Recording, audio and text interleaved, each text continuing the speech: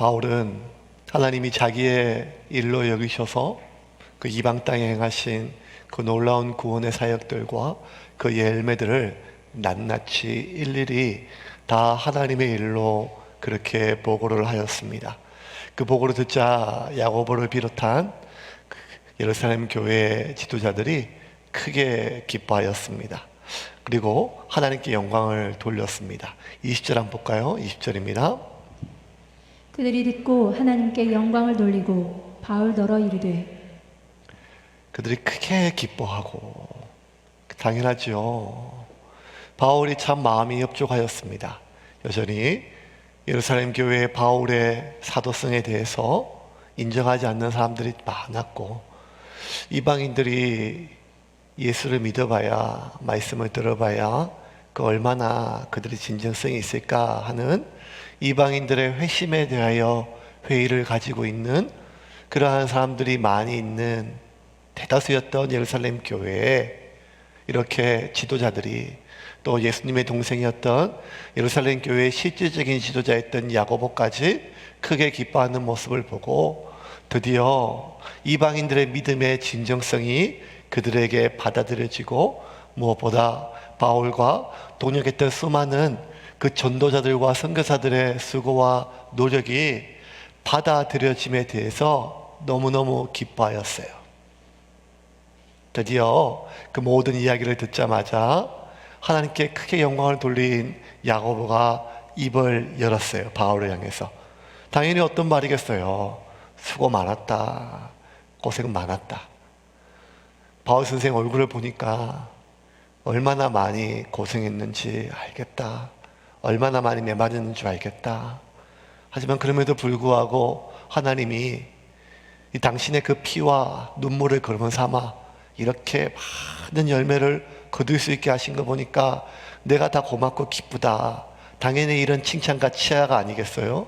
그런데 바울의 입에서, 아니 야고보의 입에서 나왔던 말은 바울을 그 자리에서 얼어붙게 만들었습니다. 우리 20절 하반절부터 21절까지 같이 읽겠습니다. 형제여, 그대도 보는 바에 유대인 중에 믿는 자 수만 명이 있으니 다 율법의 열성을 가진 자라. 내가 이방에 있는 모든 유대인을 가르치되 모세를 배반하고 아들들에게 할 일을 행하지 말고 또 관습을 지키지 말라 한다 함을 그들이 들었도다. 아니 그렇게 칭찬과 그 치하의 일을 기대했는데 오히려 반대로 잘 들었다. 그런데 지금 이 예루살렘에는 많은 유대인이지만 하나님께 돌아왔던 그리스도인들이 많은데, 그들이 듣고 알기는 네가 저 이방 땅에 있는 유대인들에게 모세도 배반하고 율법도 필요 없고 할례 받는 것도 다 맞고 그 모든 율법과 모세의 규례에 대해서 지키지 말라고 해방하라고 그렇게 저질렀다는 이 소문이 파다한데, 그 사람들이 너를 죽이려고 이를 부득부득 갈고 있다는 말이에요. 당시 모세는 어떻게든지 이 오순절 전에 예루살렘에 도착하려고 길을 썼고, 오순절 무렵에 이스라엘 전역에, 그리고 이방 땅에 흩어져 있는 전역에 있는 많은 유대인들이 예루살렘에 지금 모였고, 그들 중에는 이미 복음을 듣고 그리스도인으로 크리스찬이 됐던 유대인 크리스찬들이 상당수가 많았어요. 그런데 그들이 들을 때, 이때만 해도 아직 여러분 신약 성경이 없었을 때예요. 지금 우리가 신약 성경에 이게 줄기를 잡고 있는 사도행전을 지금 기록하고 있는 그 시기였잖아요. 사도행전이 지금 쓰여져 있는 그 시기. 그러니까 여러분, 이 마가복음을 제외했던 다른 복음서들은 또 한참 뒤에 적혀 있었어요. 그러니까 그 어떤 복음서나 지금 이런 것들도 없었죠. 신약 성경이 없는 시기였으니까 이 유대인 그리스도인들에게 있어서 율법과 복음 사이에, 그리고 율법과 하나님의 나라에 대해서 무언가 이 명확한 교리나 신학이 정립되지 않는 그런 시기였기 때문에 이들 마음속에 있어서 율법은 절대적이었어요. 그들은 당연히 율법을 어떤 유대교 종교의 규례를 여긴 것이 아니라 인간이라면 당연히 지켜야 될 하늘의 도리로 여겼단 말이에요. 그들에게 있어서 바울이 율법을 버리고 할례를 못 받게 하고 이방인들은커녕 유대인들에게조차 모세를 배반하겠다는 말은 감당할 수 없는 분노를 일으켰던 말이죠. 물론 이 오늘 본문에 26절에 나온 것처럼 제1차 예루살렘 공의회에서 결론이 내려져서 각 이방 교회의 편지가 공문이 벌써 발송이 됐어요. 그게 뭔가 하면 이방인들에게 어떤 굴레도 씌우지 마라. 단 유대인들은 그 목매어 죽인 짐승이나 아니면 피를 같이 먹거나 우상에게 바쳐진 제물을 먹게 하는 것은 큰 신뢰니까 그거를 강요하지는 말고, 그거 외에는 그 어떤 것도 이방인 신자들에게 율법의 굴레를 할례를 강요하든지 이런 거 시키지 마라. 그렇게 공문으로 이미 내려졌어요. 하지만 그럼에도 불구하고 율법은 유대인 크리스찬들에게 있어서는 절대적이었어요. 마치 이런 거죠. 이 한국 초기 기독교 역사를 자세히 살펴보면 이들이 예수 그리스도로 말미암아 구원받은 것에 대해서 감격했는데 가장 많이 부딪힌 게 뭐였는가 하면 제사였어요. 제사. 왜냐하면 한민족에게 있어서는 수천 년 동안 한민족에게 있어서는 일종의 제사가 유교의 재래의식으로 받아들여진 것이 아니라, 아니 인두껍을 쓰고 인간으로 태어나면 당연히 부모나 조상에게 지켜야 될 최소한의 인간의 도리로 여겼어요. 인간의 도리.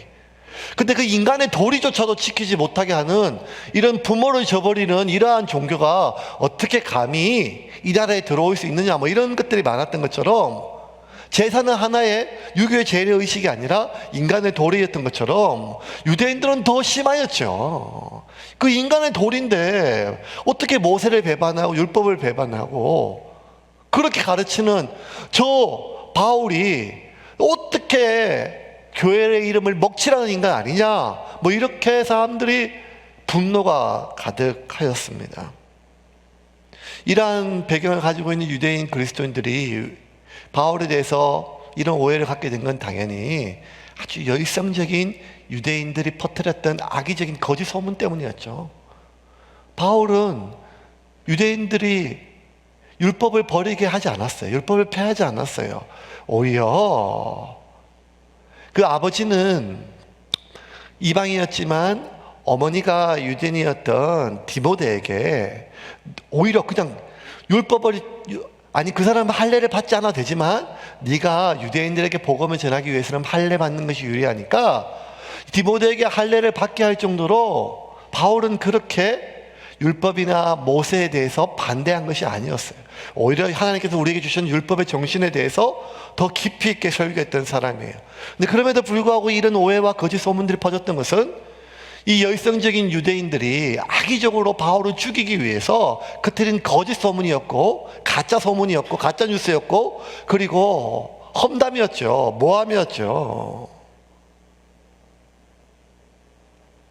그런데 바울이 지금 야고보의 입을 통해서 들었던 이 이야기는 너무 충격이었고 뜻밖이었어요. 사실 지금까지 1차, 2차, 3차 전도 여행에서 바울이 자기에 대해서 오해는 이골이 났어요. 하도 많이 들어가지고 욕을 너무 많이 먹다 보니까요 이젠 그거 좀 익숙해져요. 신기하죠? 저도 요즘 그러시는 것 같아요. 인터넷 들었으면 옛날만큼 좀 덜 힘들어요. 오히려 오늘은 좀 덜하네 이렇게 좀 들어 이러면 안 되는데 사람이 이렇게 강팍해지는 것 같아요. 그 바울이 너무너무 욕을 많이 들었으니까 웬만한 오해나 웬만한 욕이나 모함이나 거짓 이런 것들에 대해서는 이골이 날 대로 이골이 났어요. 그런데 이번에 야고보의 입을 통해서 나왔던 이 말은 달랐어요. 왜냐하면 그 모든 거짓 소문과 험담과 그 모든 것들은 결국 바울을 해치기 위한 열성적인 유대교인들이었어요. 이방인들이었어요. 교회 밖의 사람들이었어요. 근데 지금 이 이야기는 자기와 같이 한 형제요 자매요 믿었던 그리스도인들에 대한 이야기니까 그 그리스도인들이 그 소문을 믿었을 정도가 아니라 자기에 대하여 적개심을 품고 죽이려까지 한다는 말은 바울이 견딜 수 없는 고통으로 자기가 산산이 찢겨지는 그러한 느낌이었어요. 여러분 영화 잘 안 보셔서 모르겠지만 이 아마겟돈이라는 영화, 뭐 디비팩트라는 뭐 이런 영화가 좀 있어요. 젊은 애들 보는 영화들. 예, 그거 본 사람들은 이미 젊은 얘기 아니죠. 한참 전에 나왔으니까. 둘 다 해외에서 이렇게 해외가 아니라 저 우주에서 유성이 떨어져 가지고 지구가 멸망한다는, 그런데 그거 막기 위한 그런 계획이에요.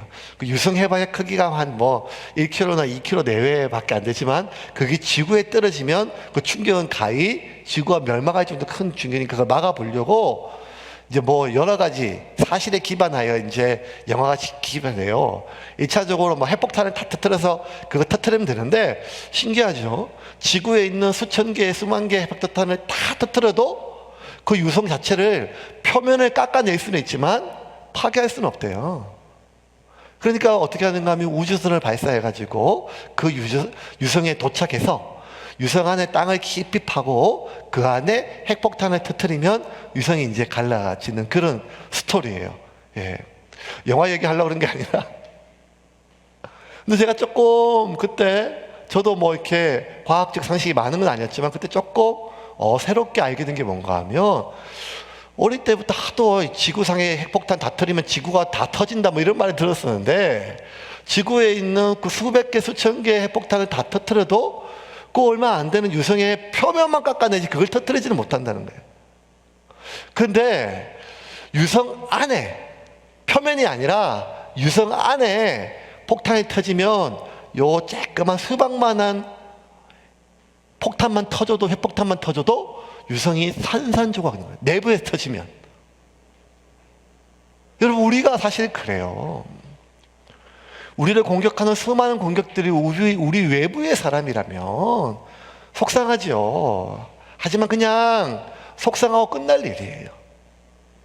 근데 내가 믿었던 사람, 나의 내부라고 생각했던 사람, 나와 같은 한 몸이라고 생각했던 사람이 하는 공격은, 그거는 나를 산산히 찢겨버리는 그런 고통이죠. 통째로 날려버리는 고통이죠. 왜냐하면 그런 내 안에서 터지는 말이니까요. 그래서 참 어려운 게 가족 안에 있는 상처예요. 가족 안에. 왜 그렇게 형제끼리 원수짓는 사람들이 많은가? 아니, 더 성격이 안 좋은 뒷집 김씨 아저씨하고는 잘 지내는데 왜 그런가 보면 그게 내부에서 터지기 때문에, 그 말이 내부에서. 그래서 더 힘든 거죠. 바울은 너무너무 힘들었어요. 너무너무 아팠어요. 견딜 수가 없었어요. 그런데 이 모든 일의 시작이 어디서 시작됐는가 하면 그 유대인 여의성 분자들이 만들어낸 악의적인 거짓 소문이었어요. 악담이었어요. 이 악담을 사람들이 들었단 말이에요. 21절 한번 보겠습니다. 오늘 본문 21절 같이 읽겠습니다. 내가 이방에 있는 모든 유대인을 가르치되 모세를 배반하고 아들들에게 할 일을 행하지 말고 또 관습을 지키지 말라 한다 함을 그들이 들었도다. 그들이 들었도다. 그들이 들었어요. 그런 소문들을요. 근데 그들이 이런 악의적인 소문들만 들었겠어요? 그리스도인들이었으니까. 그들 공동체가 있잖아요. 그러면 뭘 같이 들었는가 하면 바울의 열심도 같이 들었을 거예요. 바울이 개척한 교회 소식과 그 열매들도 같이 들었을 거예요. 그리고 이번에 바울이 구제연금을 가져왔지만 그 전에도 가져왔어요. 그 성도들에 대해서. 그런데 바울의 그 아름다운 열심에 대한 소식이 9이라면 바울의 거짓된 악담이 하나인데 그 하나가 나머지 9을 다 변질시켰다는 거예요. 그들이 들었도다. 또 한 가지는 그들이 들었다면 교회 최고 지도자 중에 하나였던 야고보가 안 들었겠어요? 교회, 예루살렘 교회 장로들이 안 들었겠어요? 진짜 그들도 들었죠. 반복적인 얘기를 들으면요, 부정적인 얘기도 한두 번은 떨쳐낼 수 있지만 반복적으로 들으면 나도 모르게 그 사람에 대한 판단에 영향력을 미쳐요. 어떤 생각이 들기 시작하는가 하면, 진짜 그런가? 내가 모르는 뭐가 또 있나? 내가 속았나? 잘못 봤나? 뭐 이런 생각이 드는 게 아니겠습니까? 야고보 역시, 이 교회 장로들 역시 그 바울에 대한 소문들을 들으면 당연히 그런 마음이 들지요. 그런데 그 수많은 소문을 들었음에도 불구하고 야고보와 교회의 지도자들은 달랐어요. 바울에 대한 신뢰를 거두지를 않았어요. 그 소문 때문에 바울에 대한 신뢰가 흔들리지 않았어요. 바로 여기서 중요한 게 있어요. 무엇이 신앙의 성숙인가? 무엇이 영적 성숙자의 자질인가? 신앙이 성숙될 때 열매가 많지만 그 중에 가장 중요한 것 중에 하나는 무엇인가 하면 자기가 한번 주었던 신뢰를 쉽게 거두지 않는다는 거예요. 무엇 때문에? 들리는 소문이나 아니면 나에 대한 그 사람의 태도 때문에 바꾸지를 않는다는 말이에요. 믿음이 깊어질수록, 믿음이 성숙할수록 신뢰를 쉽게 거두지를 않습니다. 누구에 대한 신뢰? 두 가지입니다. 첫째는 하나님께 대한 신뢰, 두 번째는 사람에 대한 신뢰입니다. 하나님께 대한 신뢰를 거두지 않아요. 내가 아무리 기도했는데 아무런 기도 응답이 없어요. 그럴 때마다 하나님에 대한 신뢰를 거둔다면 그가 믿음의 사람의 성숙된 사람이라 할 수 있겠을까요? 아무리 간절히 하나님께 매달리는데 내 상황이 자꾸 막다른 골목으로 막 자꾸 몰아가요. 사방이 우겨쌈을 당해요. 그렇게 일이 힘들고 어려울 때마다 하나님에 대한 신뢰를 거둔다면 그가 성숙한 신앙이라고 할 수 있겠습니까? 마찬가지예요. 내가 그래도 믿었고 마음을 줬던 사람인데 여러 가지 소문들을 통해서 그 사람에 대해서 믿음을 거둔다면, 아니 좀 더 나아가서 나에 대한 그 사람의 태도 때문에 그 사람 전체에 대한 평가를, 신뢰를 우리가 거둔다면 이 역시 믿음의 성숙한 사람의 열매는 아니라는 것이죠. 제가 안양에 있을 때 목사님을 되게 무서워하고 또 힘들었지만 되게 충격받았던 몇 가지 장면들이 좀 있었어요. 이게 뭔가 하면 교회가 이제 오래되고 교육자들이 많았거든요.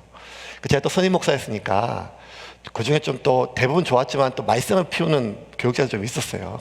나갈 때 뭐 문제가 많아요. 근데 이제 참 이 세상이 무서운 게 꼭 그 교육자가 다른 교회 가서 사역할 때 이력서를 내면 교회로 연락이 와요. 연락이 와요. 그럼 이제 저도 이제 좀 고생을 했으니까 얘기를 해줘요. 좀 힘들었다. 하지만 표면적으로, 하지만 뭐 그건 사람에 따라 다르니까 알아서 하시라고 이렇게 얘기를 해요. 근데 저희 그때 담임 목사님은요, 제가 깜짝 놀랐어요. 사실들, 팩트를 얘기를 해요. 예.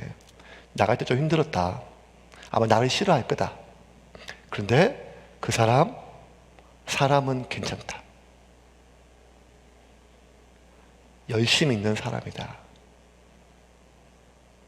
근데 그게 그냥 단순히 나의 인격을 훼손시키지 않아서 그냥 겉으로 하는 말이 아니라 제가 옆에 있으니까 진정성이 느껴지는 거예요.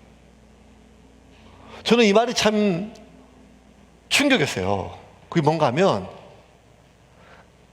나하고 안 좋았다.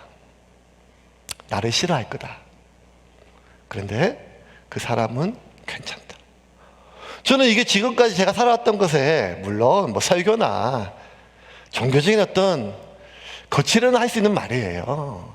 왜냐하면 나의 인격이 높아지는 말이니까. 근데 진심으로 그렇게 하기는 어렵거든요. 왜냐하면 어떤 사람이 나쁜 사람인가 하면 나한테 잘못하는 사람이 나쁜 사람이거든요. 어떤 사람이 안 좋은 인간인가 하면 나를 싫어하는 인간이 안 좋아하니까. 그런데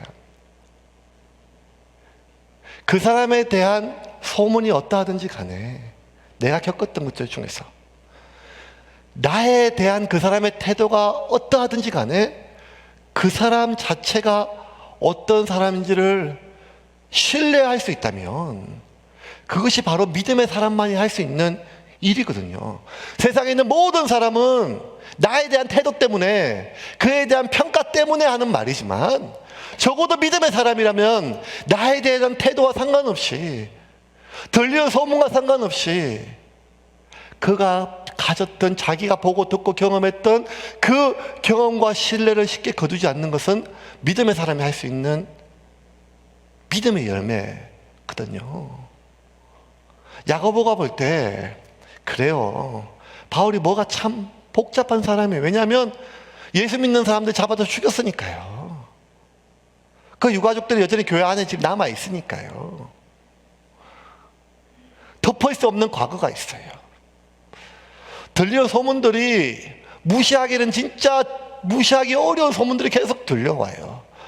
나아가서 예루살렘 교회 그 누구보다 존경받고 신뢰받고 인격적으로 사람들에게 인정받았던 바나바하고도 좀 뭐가 틀어져가지고 갈라섰어요. 그 정도로 성격이 지금 원만한 사람은 아니란 말이에요.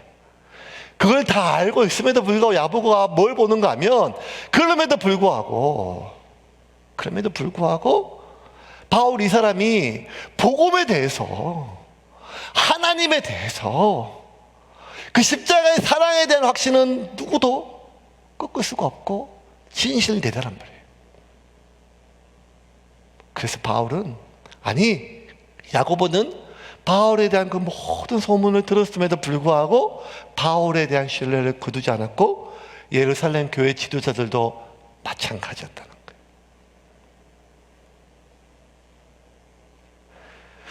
야고보는 바울에 대한 신뢰를 거두지 않았을 뿐만 아니라 바울에 대한 사람들 오해를 풀 수 있는 방법까지 바울에게 제시를 했어요. 23절과 24절입니다. 같이 읽겠습니다. 우리가 말하는 이대로 하라. 서운한 네 사람이 우리에게 있으니 그들을 데리고 함께 결례를 행하고 그들을 위하여 비용을 내어 머리를 깎게 하라. 그러면 모든 사람이 그대에 대하여 들은 것이 사실이 아니고 그대도 율법을 지켜 행하는 줄로 알 것이라. 이 당시에 지금 예루살렘 교회는 하나님께 나시린으로 서원한 4명이 있었어요. 아마 그 기간이 끝난 모양이에요.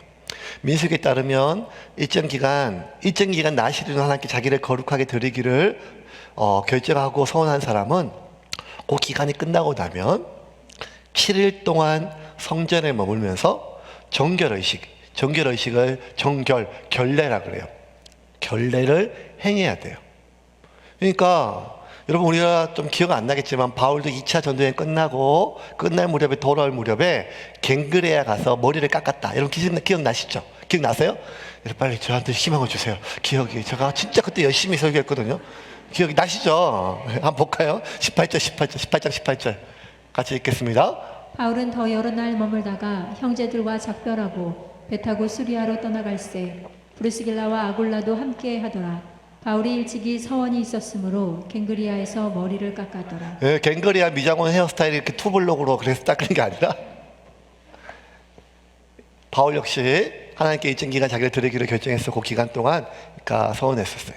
근데 바울은 그때 성전에 올 수 없었으니까 그냥 머리만 깎았고, 지금 예루살렘 공동체에 있는 사람은 4사람은 성전에 있었으니까 이제 성전에 가서 이제 머리를 깎고 결례를 행해야 되는데, 이 비용이 좀 들어요.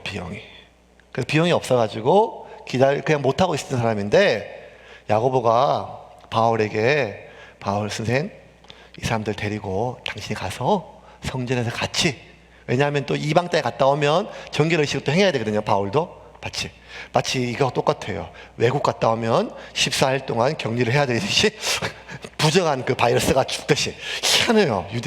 그러니까 이 당시에도 이방 땅에 갔다 왔으니 14일 동안은 아니지만 이 성전에 가서 결례, 영적 소독을 하라고, 그걸 해야 되니까 이제 같이 가서 하고, 당신이 이 4사람의 정결의식, 결례의식 비용을 대주면 사람들이 다 보고 당신이 지금 율법을 업신여긴다고 하는 오해를 해결할 수 있겠다. 이렇게 방법을 제시를 했어요. 이거 듣고 바울이 어떻게 했을까요? 바울의 원래 기준은 이거예요. 성경에 나와 있는 그대로 하면 이런 거예요. 내가 하나님을 기쁘게 할까, 사람을 기쁘게 할까? 나는 오직 목숨을 걸기 위하여 나의 달려갈 길, 주 예수께 받은 사명, 하나님께 받은 사명, 주 예수 그리스도의 은혜의 복음을 전하려 하면은 나의 생명조차 조금 더 귀한 것을 여기지 않는다. 내가 전한 복음 외에 다른 복음을 전하면 하늘에서 내려온 천사라도 저주를 받을 거예요. 제가 목숨 걸고 지금까지 여기 왔는데 뭔 소리입니까? 내가 누구 비유를 맞추란 말입니까? 전 당당합니다. 제가 맞아요. 그렇지 않습니까? 라고 하지 않았어요. 바울은 네, 알겠습니다 하고 그들을 데리고 성전에 가서 정결의식을 하였습니다. 26절입니다. 같이 읽겠습니다. 바울이 이 사람을 데리고 이튿날 그들과 함께 결례를 행하고 성전에 들어가서 각 사람을 위하여 제사 드릴 때까지의 결례 기간이 만기된 것을 신고하니라. 그 자꾸 보면 좀 헷갈려요. 바울이 아니 이렇게 융통성이 이 정도 있으면 바나바하고 찢어지면 안 되죠. 좀 상의해가지고 그 한 명 데려가면 어때요? 좀 같이 그렇지 않겠어요? 근데 어떨 때는 자신의 가장 소중한 사람이 헤어지더라도 굽히지 않고 매맞고 갇혀도 심지어 죽어도 목에 피가 칼이 들어와도 절대로 변화없던 바울이 또 어떨 때는 디모데도 할례를 행하게 하고 오늘처럼 또 이렇게 복음을 준다고. 아니 이게 지금 이해가 안 돼요. 바울이 이랬다 저랬다 상황에 따라 달라지는 사람일까요? 아니죠. 바울은 중요한 원칙이 하나 있었어요. 그게 뭔가 하면 절대 변함없는 본질에 대해서는 포기함이 없어요. 그게 뭔가 하면 복음이었어요. 하지만 그것을 제외한 나머지는 모든 것은 비본질적인 것들은 언제든지 내려놓을 수 있는 사람이었어요. 왜? 한 명이라도 더 얻으려고요. 고린도에 보낸 편지에 바울은 이렇게 적었어요. 고린도전서 19장입니다. 9장 같이 읽을까요? 내가 모든 사람에게서 자유로우나 스스로 모든 사람에게 종이 된 것은 더 많은 사람을 얻고자 함이라. 유대인들에게 내가 유대인과 같이 된 것은 유대인들을 얻고자 함이요 율법 아래 있는 자들에게는 내가 율법 아래 있지 아니하나 율법 아래에 있는 자같이 된 것은 율법 아래에 있는 자들을 얻고자 함이요 율법 없는 자에게는 내가 하나님께는 율법 없는 자가 아니요 도리어 그리스도의 율법 아래에 있는 자이냐 율법 없는 자와 같이 된 것은 율법 없는 자들을 얻고자 함이라. 약한 자들에게 내가 약한 것 자와 같이 된 것은 약한 자들을 얻고자 함이요 내가 여러 사람에게 여러 모습이 된 것은 아무쪼록 몇 사람이라도 구원하고자 함이니 내가 복음을 위하여 모든 것을 행함은 복음에 참여하고자 함이라. 여러분 22절 아까 22절 바울이 왜 오해를 많이 받았는가 하면 약한 자들에게 내가 약한 자와 같이 된 것은 약한 자들을 얻고자 함이요 내가 여러 사람에게 여러 모습이 된 것은 여기지. 왜냐하면 들려오는 소문이요 다 달라요. 어떨 때는 할례를 받으라 했다가 어떨 때는 할례를 안 받아도 된다고 했다가 어떨 때는 우상에게 바쳐진 제물. 왜냐하면 그 당시에 이방 땅에서 상당수의 정육점이나 이런 마트에서 파는 고기들은 거의 대부분이 우상에게 바쳐진 제물들이 많았었어요. 판매됐기 때문에. 어떤 집에 가서는 그거 먹으라고 했다가 어떤 데는 또 먹지 말라고 했다가 뭐 다 달라요 얘기가. 그래서 사람들이 생각했을 때 이게 바울이 이게 뭐지? 바울은 솔직하게 얘기를 해요. 율법 있는 자에게는 율법 있는 자의 모습이 됐고 없는 자는 없는 자에게 믿음이 강한 자에게 믿음 강한 자의 모습으로 믿음이 없는 자는 믿음이 없는 자의 모습으로 내가 여러 사람에게 여러 사람이 됐어요 실제로. 그러면 이건 사실은 기회주의자고 상황에 맞춰있는 그런 변절자가 아니겠습니까? 하지만 여러분 변절자와 기회주의자와 근본적으로 다른 것은 무엇인가 하면 그 모든 기회주의자들은 가장 중요한 원칙은 나한테 이롭다면 나한테 손해가 된다면인데 바울은 아니었어요. 복음을 위하여 그를 구원하기 위함이 그의 가장 중요한 본질이었어요. 여러 사람에게 여러 모양이 됐다고 한다는 말은 타협이 아니라 내가 그 본질을 위해서 생명을 살리기 위해서는 언제든지 나의 가장 소중한 것도 내려놓을 수 있는 바울의 진정성이었죠. 이 본문을 해석하는 많은 목사님이 주석들을 보면 그 중에 하나 인상적인 것이 이재철 목사님은 이 바울의 모습을 물과 같다라고 이렇게 비유를 했어요. 물은 그가 받아두는 그릇의 모양에 따라 모양이 다 바뀌어요. 물만큼 지조가 없는 게 없어요. 접시에 바르면 접시로 접시물이고요. 컵에 바르면 물만큼 지조가 없는 게 없어요. 그런데 물은 아무리 모양을 바꿔도 그 물을 마실 수 있는 것은 물 맛이나 물이 변하지 않았기 때문에, 모양이 바꾼 것은 변형일 뿐이지 변질되지 않고 본질을 지켰다는 것입니다. 여러분, 오늘날 교회는요, 이 반대가 많아요. 본질은 잃어버린 게 오래됐는데 모양만 붙들려고 해요. 모양. 지금도 예배의 형태가 뭐가 그렇게 중요하지만 그보다 더 중요한 본질이 중요한 시기가 아니겠습니까? 예배를 드리는 그러한 내가 어떻게든지 나는 본당에 가서 예배를 좀 드리고 싶다고 하는 성도의 마음을 비난할 수도 없고, 실은 이기는 시기 같은 경우는 한 명도 교회에 모이지 말고 온라인으로 예배를 드려야 된다, 그렇게 마음 먹는 사람도 우리가 비난할 수 있는 게 아닙니다. 각자 다 생각과 적이 다르니까요. 하지만 가장 중요한 본질은 무엇인가 하면 예배는 나를 위하여 드리는 것이 아니라 하나님께 드리는 거예요. 이게 중요한 것입니다. 예배는, 설교는 내가 은혜 받으러 듣는 것이 아니라 나에 대한 하나님의 뜻이 무엇인가를 보는 것이고, 찬양은 그 곡조와 멜로디가 내가 그냥 감동받기 위한 것이 아니라 하나님이 받기 위해 들은 것이죠. 그것이 집이든 가정이든 TV 앞이든 현장이든 어디든지 간에. 마찬가지로 교회는 잃어버린 영혼, 그 영혼을 위하여 존재하는 것이지 교회라고 하는 조직을 준비하기 위해서, 목사를 위하여 필요한 조직이 아니라는 것입니다. 중요한 본질은 변질된 점에서도 불구하고 어쩌면 변형되어도 상관이 없는 그 모양 하나만 붙들고 있다고 내가 굉장히 괜찮고 정통이라고 생각하는 것도 참 위험한 생각일 수 있죠.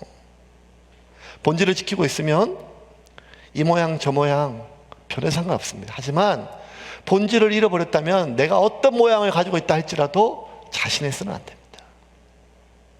그 본질이 뭐죠? 본질이 믿음이에요. 믿음. 믿음이 깊어진다는 말은 믿음의 대상에 대한 신뢰를 쉽게 거두지 않는다는 거예요. 하나님이 어디 있어? 하나님 지금 뭐해?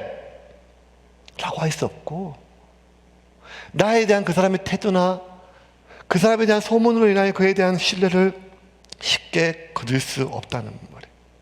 왜? 신자, 신앙인 둘 다 뭐예요?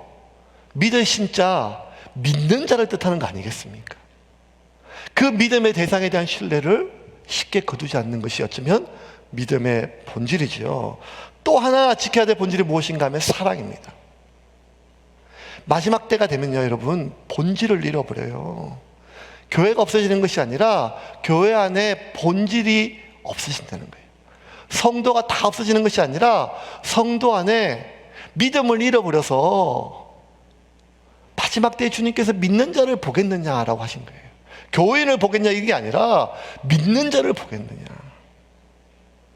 바울은 디모데에게 말씀에 마지막 때에 이 본질을 잃어버린 교회와 세상에 대해서 이렇게 예언을 했어요. 디모데후서 3장 1절과 2절 같이 읽겠습니다. 너는 이것을 알라. 말세에 고통하는 때가 이르러 사람들이 자기를 사랑하며 돈을 사랑하며 자랑하며 교만하며 비방하며 부모를 거역하며 감사하지 아니하며 거룩하지 아니하며. 자, 이제 말씀 좀 정리할게요. 이 구절이. 너는 이것을 알라. 말세에 고통한 때가 이르니. 말세에 고통이 있어요. 근데 그 고통이 사랑이 없어서가 아니라 사랑이 참 많은데 사랑의 대상에 대해서 변질됐기 때문에.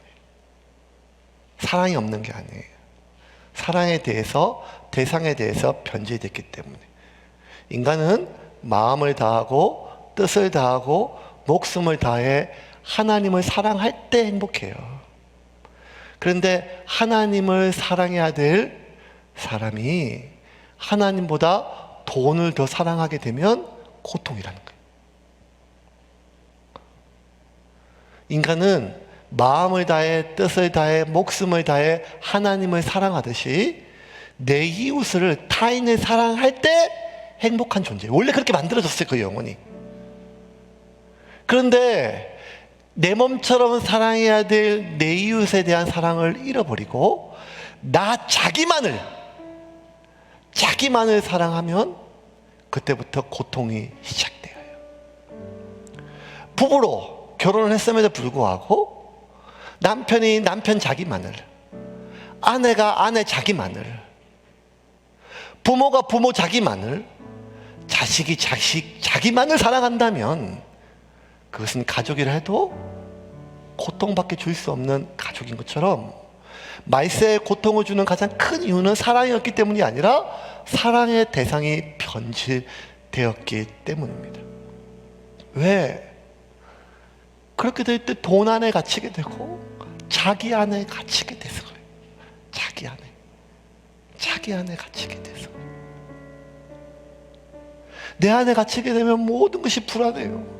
나의 안전, 우리 집안의 안전, 우리 아이들의 안전, 우리 교회의 안전, 이거밖에 생각이 안 되면 모든 것이 불안해요. 근데 나를 넘어서서 타인에 대한 고통을 같이 생각할 때부터 우리는 우리의 걱정거리가 늘어가는 것이 아니라 나에 대한 집착으로부터 해방되기 시작해요.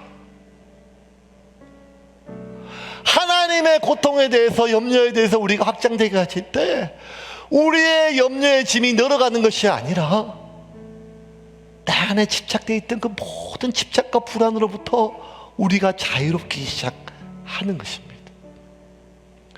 마지막 때가 되면 적그리스도가 나타나고 황충이 나타난다고 요한계시록에 되어 있어요. 그런데 아직 적그리스도가 나타나지 않고 황충이 나타나지 않았음에도 불구하고 하나님을 사랑해야 될 내가 하나님보다 돈을 더 사랑하게 된다면, 타인과 이웃을 사랑해야 될 내가 나만 사랑해야 된다면, 세상을, 이웃을 걱정해야 될 교회가 우리 교회만 걱정하게 된다면 이미 말세가 그 사람 안에, 그 교회 안에, 그 성도 안에 이미 임한 것입니다. 그러므로 여러분, 본질을 우리가 회복합시다. 본질은 믿음과 사랑. 쉽게 신뢰를 거두지 않고 자기 사랑 안에 가둬지지 않는 그 본질을 회복할 때 진리를 알지니 진리가 너희를 자유케 하리라. 그 무엇도 여러분을 두렵게 만들 수 없는 주님의 평안이 이번 한 주도 여러분을 지키실 줄을 믿으시기를 바랍니다. 본질을 회복합시다. 세움교회 역시 잃어버린 본질을 회복하기 위하여, 잃어버린 맛을 회복하기 위하여, 잃어버린 빛을 회복하기 위하여 그렇게 몸부림칩시다.